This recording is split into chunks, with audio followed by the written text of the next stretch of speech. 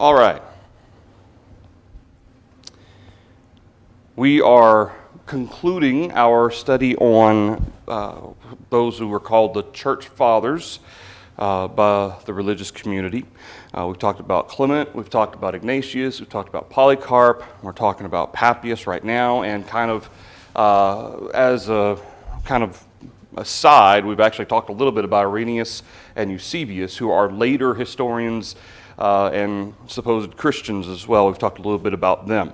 I did email out all of the notes in a PDF. I have not had the opportunity to print it all out. It's about 19 pages. So Lord willing, when we get back from this gospel meeting in Alabama, we will, I'll print all those out and get a folder and whatnot and have it all together. Maybe recruit some people to come help me poke holes in them and so forth to put them in the folders. And then we can actually have physical copies as well. So all of this, including Papias, is all in those notes. So we're going to be concluding Papias tonight, and Lord willing, getting into some of the books that are often quoted or mentioned in the context of books that have been left out of the Bible arbitrarily and things like that. We're going to overview those.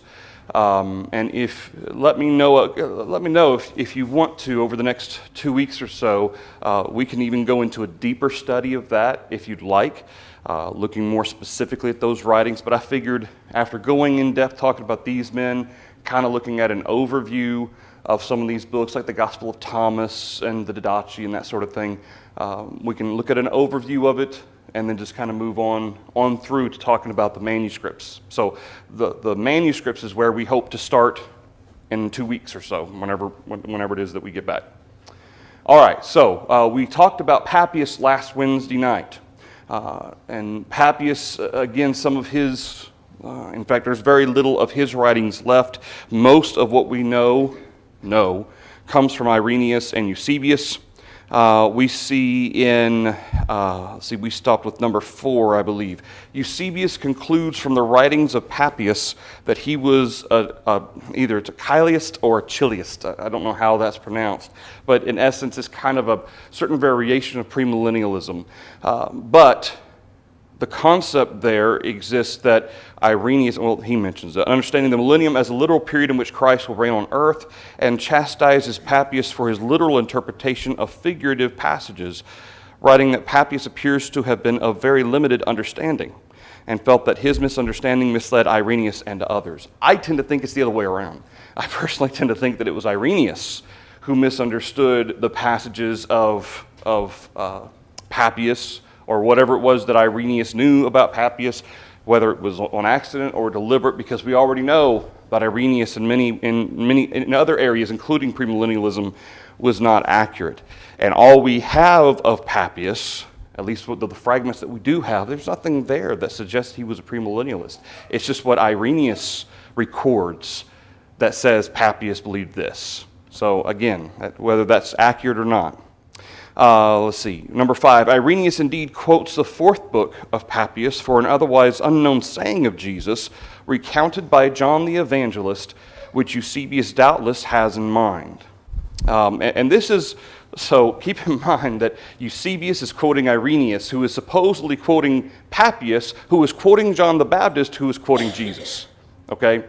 So whether or not Jesus actually said this, Irenaeus could have easily just snuck this in there, and of course Eusebius says this is what Irenaeus says that Papias said, but I found this interesting. The Lord used to teach about those times and say the days will come when vines will grow, each having 10,000 shoots, and on each shoot 10,000 branches, and on each branch 10,000 twigs, and on each twig 10,000 clusters, and in each cluster 10,000 grapes, and each grape when crushed will yield 25 measures of wine. And when one of the saints takes hold of a cluster, another cluster will cry out, I am better, take me, bless the Lord through me. Similarly, a grain of wheat will produce 10,000 heads, and so forth, 10 pounds of fine flour, white and clean.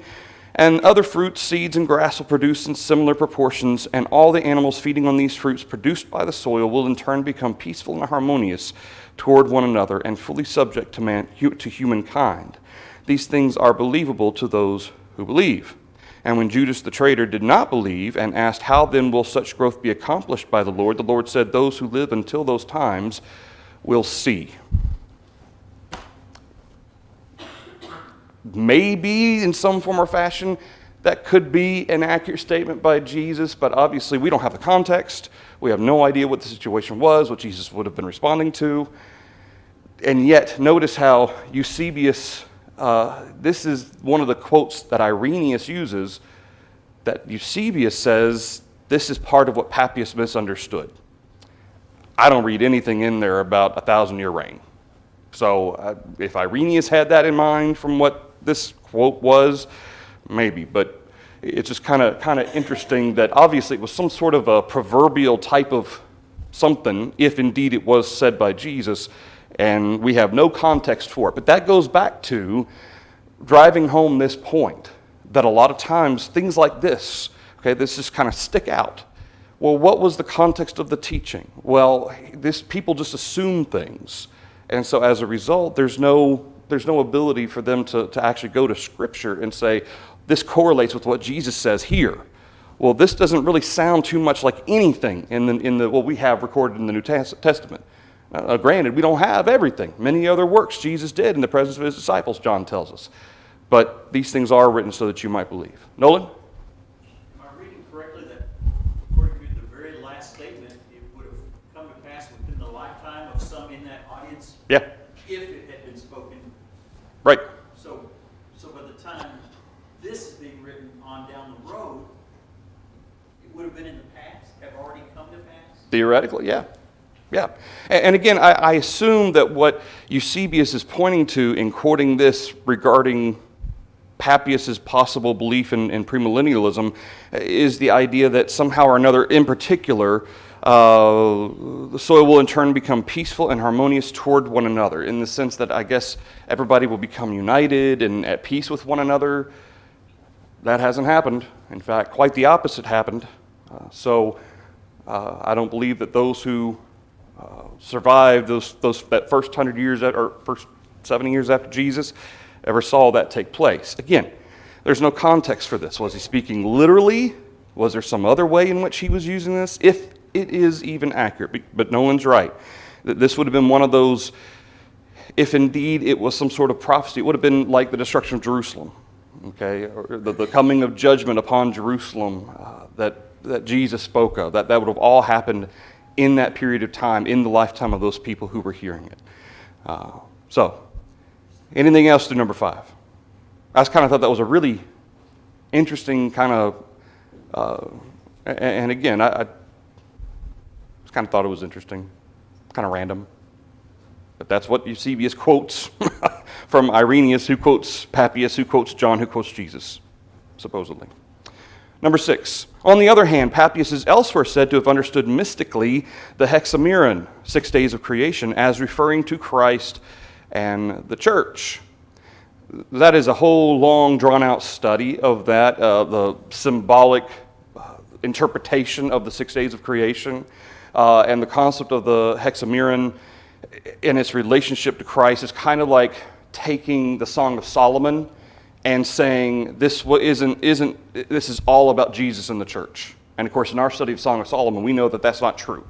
The kind of love being expressed in Song of Solomon is romantic love, and that is not appropriate when it comes to Christ and the church. There are some applications we can draw from the kind of close relationship we see in the Song of Solomon and parallel it to Christ and the church. And the 6 days of creation, the idea that this was symbolic and it wasn't literal, that's not new. That's been going on for a long time. And so that idea, again, Papias is elsewhere said to have, not that he himself said, all right? And so between Irenaeus and Eusebius, this is supposedly what Papias believed. I tend to think he didn't. But again, I tend to give the benefit of the doubt to these guys because we don't have their writings, all of their writings in hand. We're just trusting the words of these other people. Anything through number 6? Number 7. Eusebius, despite his own views on Papias, knew that Irenaeus believed Papias to be a reliable witness to original apostolic traditions. Which is to say, Irenaeus obviously knew Papias, they were kind of in parallel, Irenaeus was a little bit later after Papias, but he knew Papias enough to know that he was a disciple of John. He was a witness to what John taught and acknowledging that apostolic traditions, just to say Papias had firsthand connection to the apostles. And so that's, Eusebius acknowledges that, that Papias did have that connection. And again, remember Eusebius, he's writing, around 300 AD, and a lot of those writings are obviously going to be, there's a certain agenda in his mind. And we may or may not talk about Irenaeus and Eusebius in depth as we move down the timeline. I'm not sure about that. But certainly, I'm sure Eusebius will crop up a little bit, especially as we get in talking about the Catholic Church, because his records, his recordings, the things he wrote have a direct impact on how Christianity is perceived today because of the formation of the Catholic Church and what he recorded about how it all happened. So there's that. Anything through number 7? Number 8, modern scholars have debated Papias' reliability. Again, when they say that, what they mean is the reliability of Papias as recorded by Irenaeus and Eusebius. Much discussion of Papias' comments about the Gospel of Mark and Gospel of Matthew is concerned with either showing their reliability as evidence for the origins of these Gospels or with emphasizing their apologetic character in order to discredit their reliability. So Irenaeus records certain aspects of Papias and what he accepts from. Remember we talked before about how that all 4 Gospels at one time, there were certain people who only read the Gospel of Matthew and some people who only read the Gospel of Mark. And keep in mind, all 4 Gospels were written to 4 distinct audiences. Okay, all 4 were. And then John's came on the scene, about 40 years maybe after the last of the other 3 Gospels was written. And of course, that was written primarily to address the human nature of Jesus and the thought process that he wasn't human, that he wasn't flesh and blood. So what Papias is speaking, or what Irenaeus is suggesting about Papias, is that there are bits and pieces of the Gospel of Mark or Gospel of Matthew versus the Gospel of Mark that concerned Papias, supposedly. I tend to think they concerned Irenaeus, and in order to vindicate himself, he said it in the name of Papias. But again, I'm kind of not a fan of Irenaeus. Showing the reliability as evidence for the origins of these Gospels, like for instance suggesting that Mark obviously was written by John Mark, and this is obviously something that should be listened to and followed, or vice versa with Matthew, or with emphasizing their apologetic character. This doesn't mean apology. In fact, apologetics. Does anybody know what apologetics is? In the context of the Bible? Okay. The study of and defense of.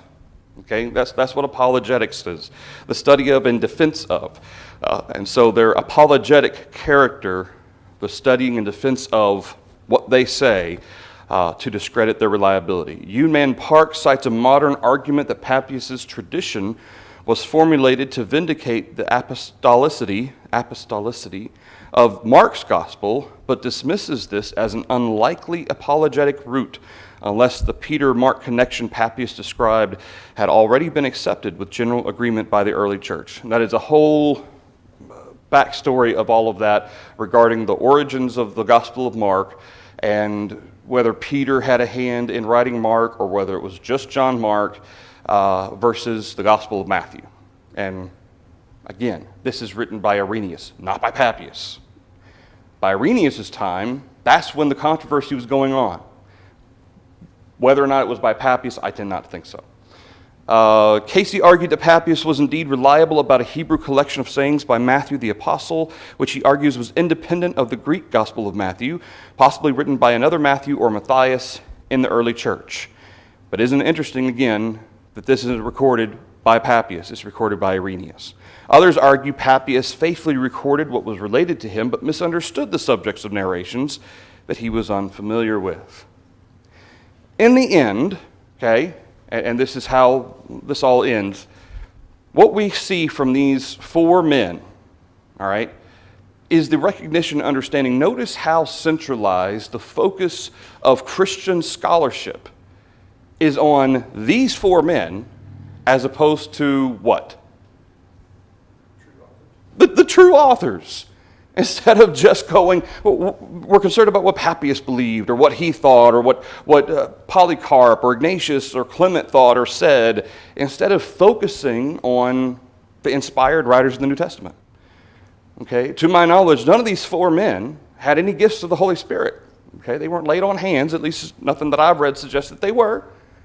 And as a result, those four, anything they wrote, while again, I give the benefit of the doubt to them specifically, what's interpreted from what we may have, like Clement and his letter, or what may have been reported of what they said, I tend to give them the benefit of the doubt.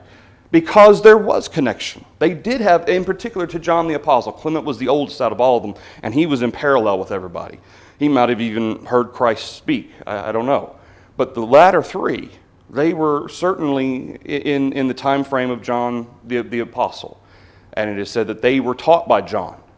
And so as a result, I don't doubt their connection to John. But does that necessarily prevent them from falling away at a later time? Let's take the benefit of doubt away from these men. Let's say that they did write something that was premillennial, suggesting there's a 1,000-year reign on earth when Jesus comes back, or that the 6 days of creation aren't literal. Does that mean, therefore, that obviously that is apostolic in nature and should be taken as God's word? Let me put it this way. Let's say we had a third man in the group with Timothy and Titus. And I know we have examples of others. But let's say we have a third man who did not receive any gifts of the Holy Spirit, wasn't laid on of hands. He followed along with Timothy and Titus and was taught by Paul, but then he goes out and starts teaching that you must be circumcised before you're baptized. Does that therefore mean that Paul supports that teaching? No. No. So no matter what connection these church, again, the very phrase that is used to describe these men, church fathers, suggests an authority and an emphasis on them more so than what we actually have written for us in the Word of God. And to me, that is amazing because, again, a lot of the focus is split, in particular with the scholastic study outside of any religious or spiritual implications. Okay, it's a scholastic pursuit and not really concerned with their belief in God or anything else. I mean, some of these scholars are agnostic. They're not sure if a God exists. If he does, they can't prove it. And so, but they pursue it from a scholarly perspective. That being the case, when they see John the Apostle die around 100 AD, and then after that you see these writings or supposed writings crop up from these four men, and then in the next 100 years after, in this case, Papias, you have basically the Catholic Church. There's an evolution. There's a connection here with what these four men wrote, connecting the apostles to the Catholic Church. And that ultimately is what Eusebius does. See, Eusebius, who's writing in 300, he's wanting to connect the apostles to the Catholic way of doing things. And the way in which he does that is to connect, in particular, these four and some other men that come along in the next 100 years or so to what ultimately becomes this hierarchy being established. And remember, when we talked about Clement, that was already being dealt with in Clement's time, around 110 AD. He was already dealing with this concept of, I forget the exact terms, episcopality. Anyway, elder hierarchy versus this priesthood hierarchy, which was coming about as a direct result of what we see kind of the seed being planted in the book of Galatians, letter to the Galatians. This ritualistic, old law type of service to God with Christ in it, which took a form of this priesthood and so forth that eventually became what we know as the Catholic Church. Okay. Thoughts or questions through Papias? And again, these aren't the only four. There are others, and there are others that come along over the next 100 years after Papias, leading up through Irenaeus, and Irenaeus is even one that Eusebius quotes, leading up to around 250, 260 AD when we first start seeing the signs of the Catholic Church. That being the case, what we want to do at this point is going beyond the church fathers. We want to look at often what some of the writings are. Remember, there's these documentaries and these TV shows that suggest that the Bible that you have is an arbitrary collection of writings that man decided he wanted in there.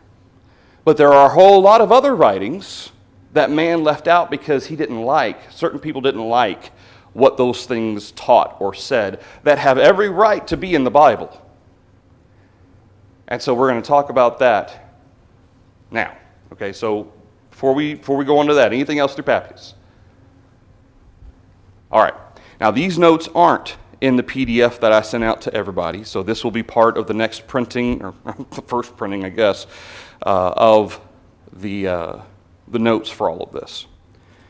And then, like I said, if there's specific interest in studying more, I guess, deeply into some of these writings, and even more than what I have listed here, then let me know, because we can definitely do that before we move on to the 24,000 plus fragments and copies of the New Testament that we have, compared to the extant writing, the non-existent writings of those four men, and all we have is what somebody said that somebody said they said.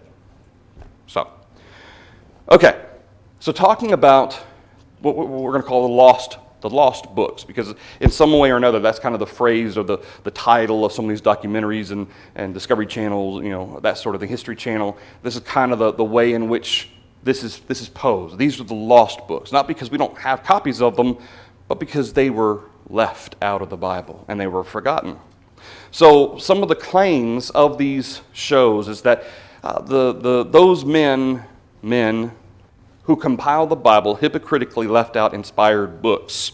And my thought process is, if you talk to somebody who suggests this, who says, I don't believe the Bible, I believe in God, I believe there's a God, and I believe He's going to save us, but I don't believe you can count on the accuracy of the Bible, because who knows if it's accurate? I mean, who knows really if you can rely on it?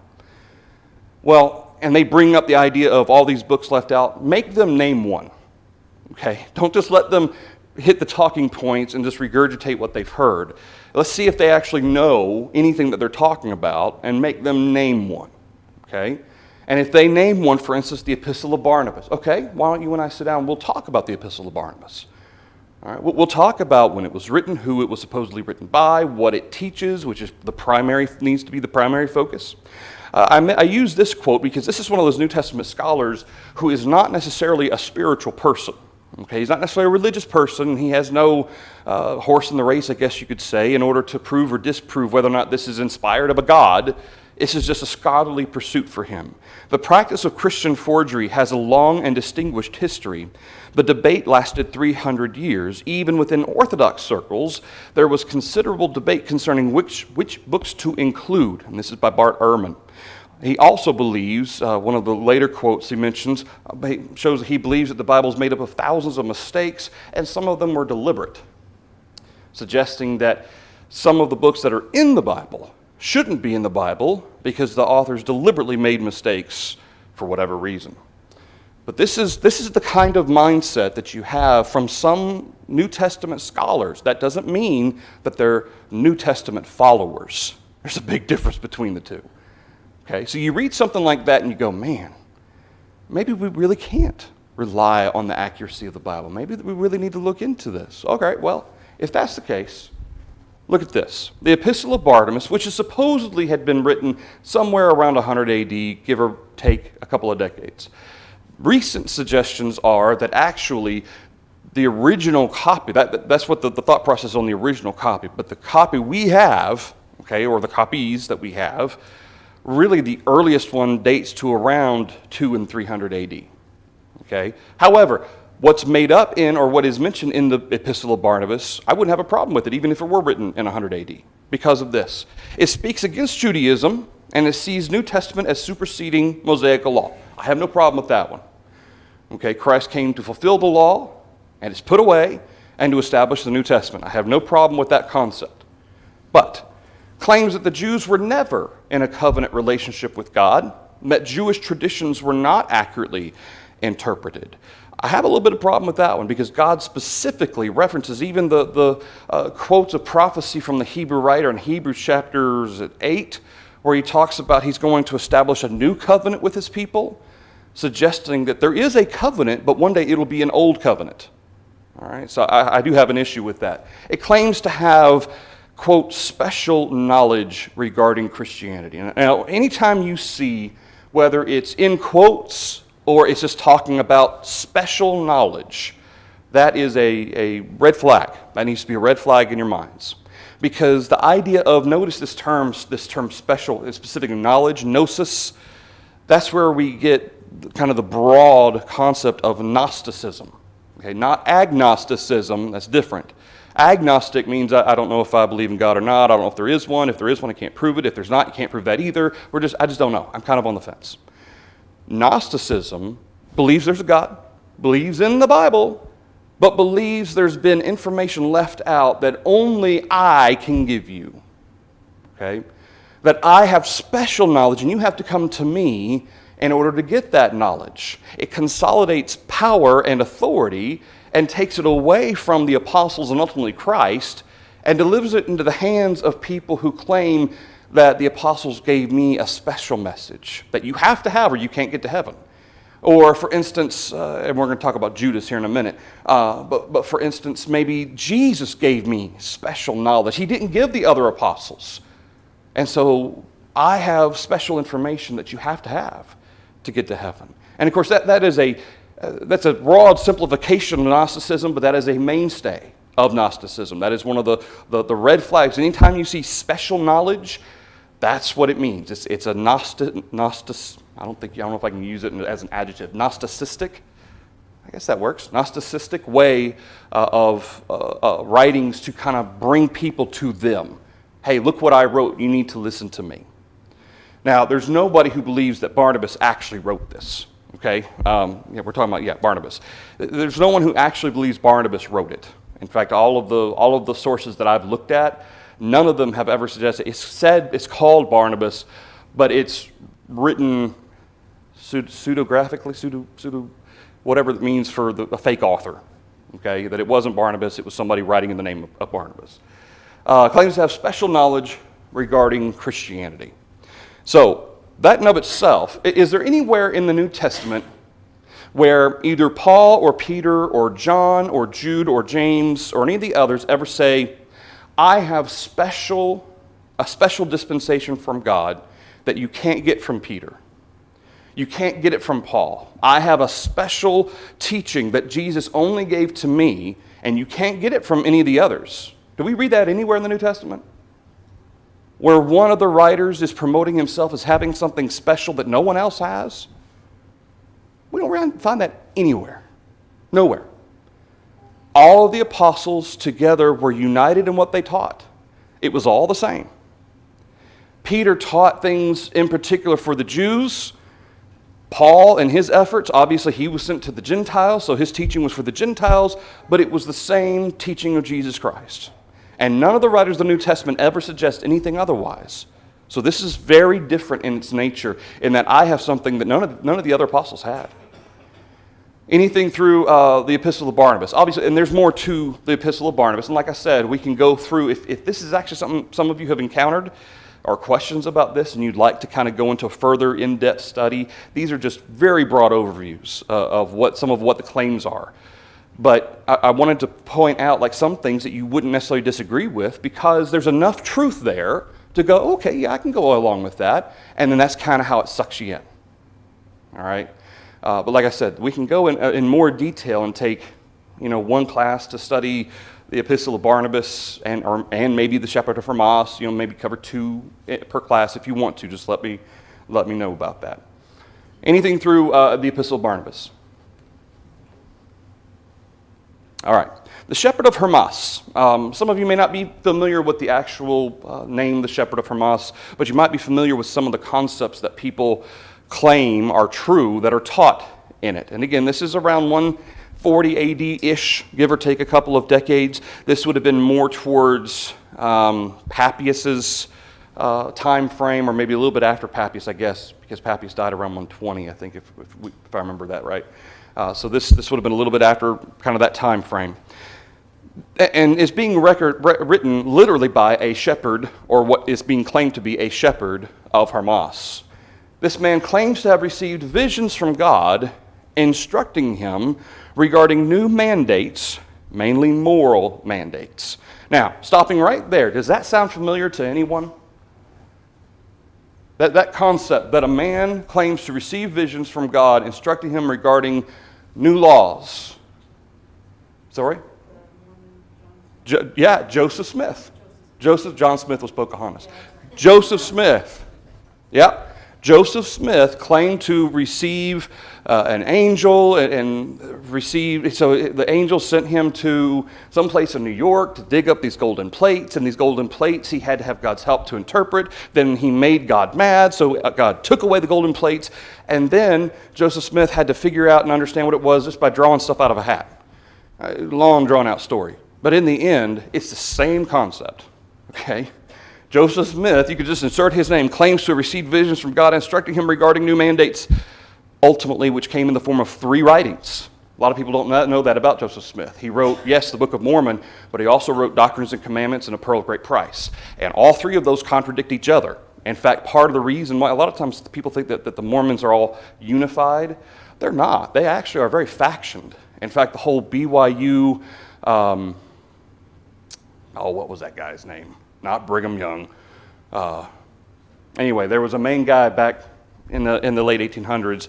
Anyway, they broke off from the main Mormon church because they disagreed with including Doctrines and Commandments and the Pearl of Great Price in as canon or as inspired with the Book of Mormon.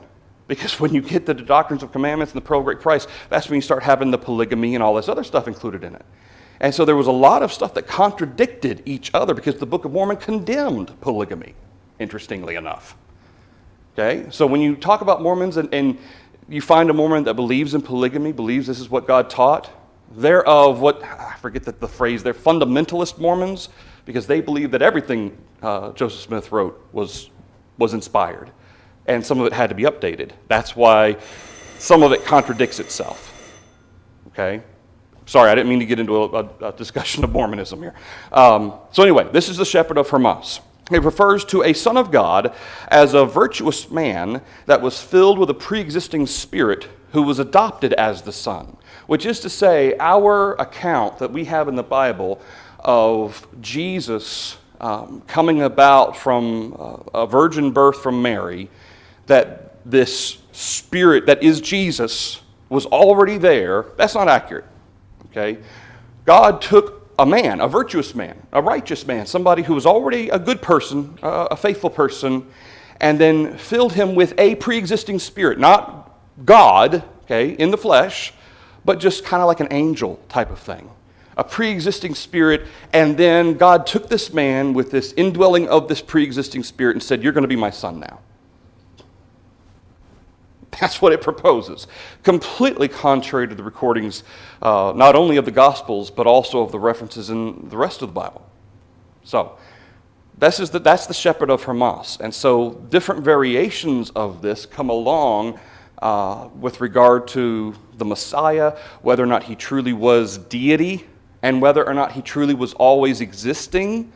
This is just a variation. Either this is a variation of that concept that may have existed before, or people took that, what this fellow here is writing, and made variations off of this. But there are still certain people and certain religions that have that concept that Jesus, he wasn't a pre-existing, he wasn't God, that he was a created being, for instance. That's a variation of this concept. Anything through the shepherd of Hermas. Okay, Gospel of Thomas. So the Gospel of Thomas and the Gospel of Judas, these are two that have really kind of been in the news more so in the last 5 or 6 years because of some of the stuff purported that they teach. So the Gospel of Thomas, there's a huge range on this one, anywhere from 60 to 140 AD, mainly because there are no original even fragments left of that. Okay, the main ones that we have are more from the 300s and 400s and stuff like that. But the concepts of the Gospel of Thomas and the context in which it's written suggests to scholars that this is kind of the general range. I'm telling you, Thomas didn't write it. In fact, most of the scholars agree that Thomas didn't write it. Again, this is one of those pseudographical type of things written in his name with his name on it, but it was just written by somebody else later. Okay? So the Gospel of Thomas claims to have secret knowledge, there's that phrase again, that Christ revealed only to those closest to him. This includes the apostles, okay, as being, they didn't receive the special knowledge, only the ones of the inner circle. Peter, James, John, for instance, okay, would be the kind of, I guess, what you would maybe suggest would be his inner circle, so to speak. Not that he loved them more or that he was more attached to them or anything else, but that those three typically they were always in the middle of everything, okay. So this has secret knowledge that was only given to those three, and attached to that is, guess what? The Gospel of Thomas is the only one that reveals that knowledge, and you need to know it. Okay? It's almost like a late-night infomercial, all right? This is the only place you can get it, and only right now for 3 payments of $29.95. That type of thing. This is kind of the same type of sales pitch. So it does not deal with teaching. Okay? That's what the term doctrine means. It's teaching. Does not deal with teaching, but rather experiencing truth. So forget what you've read. You need to really focus, in our vernacular, focus on your truth. Focus on your bliss. It's more about truth being kind of a self-centric and malleable concept. There is no set truth. There is no absolute truth in teaching. It's really more about experience and kind of what you observe and the lessons that you learn in your life. It's not about the teaching. That's what this gospel kind of runs with. Claims that salvation is achieved through insight, which goes hand in hand with experiencing truth. Okay? That salvation is not achieved through obeying the commandments of God. It's achieved simply through feeling and insight and kind of becoming one with yourself, so to speak, is kind of the idea. Anything through the Gospel of Thomas. And again, there's a whole lot more. In fact, here in a minute, we won't have time, but the end of these notes, I'll show you in a couple of weeks. There's a little bit more to the Gospel of Thomas that it talks about as well. But we'll talk about that another time. So anything right now through Gospel of Thomas. All right. So in 2 weeks or so, we will cover the Gospel of Judas, which is in particularly very interesting because it makes Judas out to be the hero instead of the villain. All right? So we'll talk about the Gospel of Judas. We'll continue talking about these books that have been left out. I have a couple quotes I really want to share with you. I won't do it right now. But anyway, rest assured that all of these books, nobody left them out. They left themselves out by contradicting the inspired Word of God. These were a no-brainer. These things are obviously not written by God. And so don't think or wonder to yourself, maybe we should have these books in our Bibles. That's not the case. All right, we'll stop there. Thank you, everybody, for thoughts and comments. And let me know what you think about looking deeper at some of these books in case one of your friends comes to you and talks to you and asks you, hey, well, what about this epistle? What about this letter? If you want to go deeper into it, let me know. Thank you.